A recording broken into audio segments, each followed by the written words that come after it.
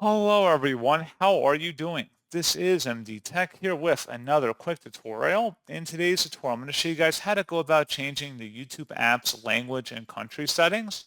So this should hopefully be a pretty straightforward process here, guys. And without further ado, let's go ahead and jump right into it. So all you have to do is select your user profile icon where it says you. Go ahead and select that. And then go up the top right where there's a little gear icon. Go ahead and select that. And then underneath account, select general. And then on the right side, scroll down under location, select inside of here, select the correct location, and then you should be good to go once you click out of there. And that is all you have to do. So pretty straightforward process, guys. And as always, thank you for watching. I do hope I was able to help you out, and I do look forward to catching you all in the next tutorial. Goodbye.